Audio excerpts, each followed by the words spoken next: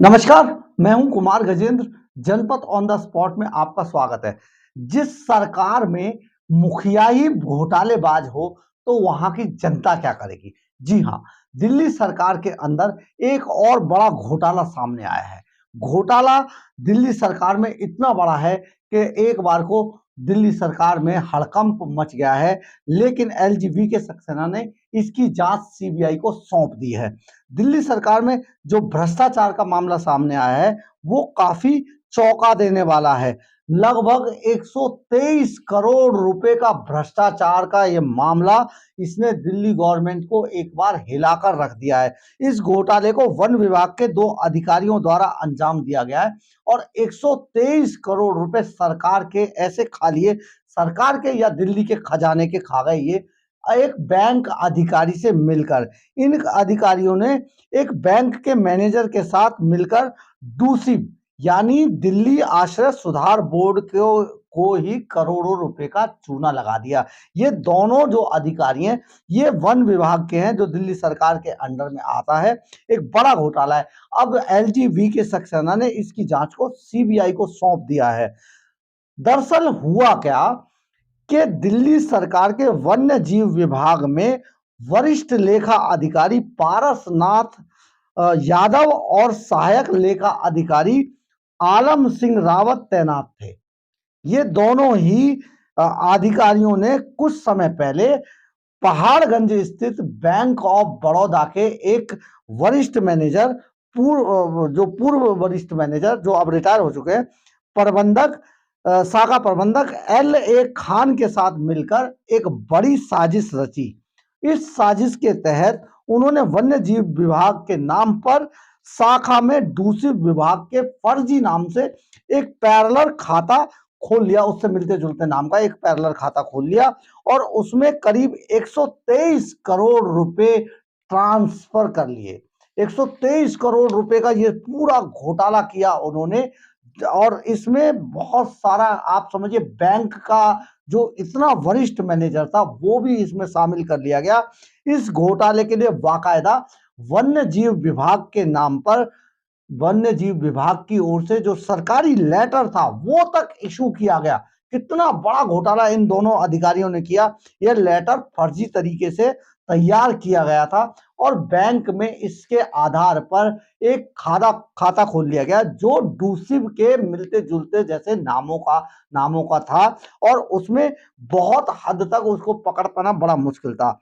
ये इसमें जब ये खाता खोल लिया तो डूसिब के जो दिल्ली आश्रय सुधार बोर्ड है उसके 223 करोड़ रुपया उस खाते के अंदर ट्रांसफर कर लिए और वहां से पूरा 223 करोड़ रुपए की सरकार को चपत लगा दी।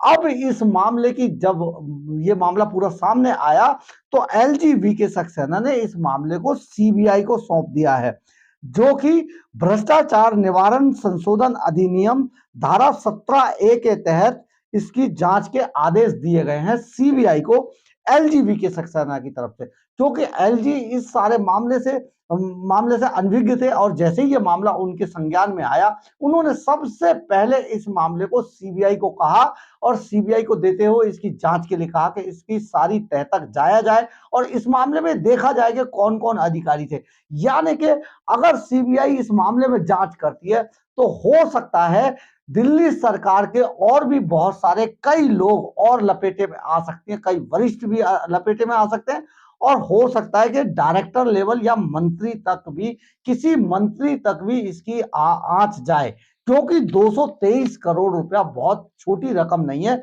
223 करोड़ रुपया बहुत बड़ी रकम है और जरूर इसका बंटवारा कहीं ना कहीं हुआ होगा। अभी तक इस मामले में अभी जल्दबाजी होगा कुछ कहना, क्योंकि अभी इसकी जो जांच है अभी सीबीआई को दी गई है, इसलिए बहुत जल्दबाजी होगी ये कहना कि इसमें कौन कौन शामिल है। लेकिन संभावना ये जताई जा रही है दिल्ली सरकार के अंदर जिस तरीके की चर्चा है वो चर्चा ये है कि इस मामले में और भी कई बड़ी मछलियां सामने आ सकती हैं जिनके साथ मिलकर इतना बड़ा घोटाला किया गया और 223 करोड़ रुपए दिल्ली के खजाने से चोरी कर लिए गए।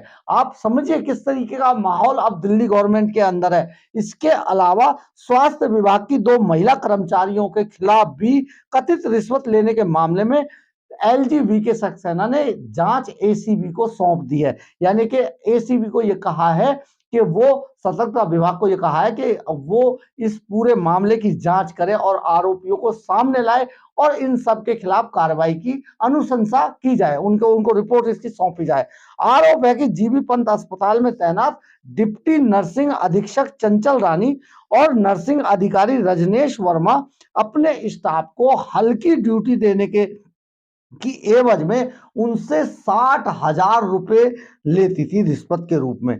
इस मामले के सामने के आने के बाद पूरे जो स्वास्थ्य विभाग था उसमें हड़कंप मच गया था। इसके बाद ये जब मामला एलजीबी के सक्सेना के संज्ञान में आया तो उन्होंने इसकी जांच के आदेश एसीबी को दे दिए हैं और बहुत जल्दी इसमें भी कार्रवाई करने के लिए एलजी की तरफ से कहा गया। तो एक बार फिर से आप समझिए कि जिस तरीके के अगर ऊपर बैठे हुए नेता ही गलत हैं तो नीचे उनसे अधिकारी डरने वाली नहीं है, निरंकुश हो चुके हैं अधिकारी। और इस तरीके की बार बार चीजें सामने आ रही हैं। कभी दवाई घोटाला सामने आता है, कभी वन्य जीव विभाग में अब सामने आ गया, कभी कहीं आता है। बहुत इस टाइम पे दिल्ली सरकार में लूट मची हुई है क्योंकि दिल्ली सरकार का खुद मुखिया ही इस तरीके की लूट में शामिल है। और जितने लोग हैं लगभग तकरीबन काफी लोगों पे इस तरीके की जांच की आंच आ चुकी है और कई लोग जेलों के अंदर सड़ रहे हैं। तो बड़ा मामला है। एलजीबी के सक्सेना ने एक बार फिर से इस पर संज्ञान लिया है और बहुत जल्दी इसमें कई बड़ी मछलियां फंसेंगी इस जाल में।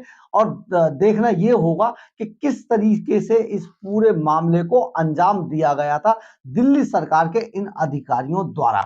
अगर आपको मेरी खबर अच्छी लगी हो तो आप इसे लाइक, सब्सक्राइब और शेयर जरूर कीजिएगा। कमेंट्स बॉक्स में अपनी राय जरूर लिखिएगा। इससे हमें ऊर्जा मिलती है। जय हिंद, जय भारत।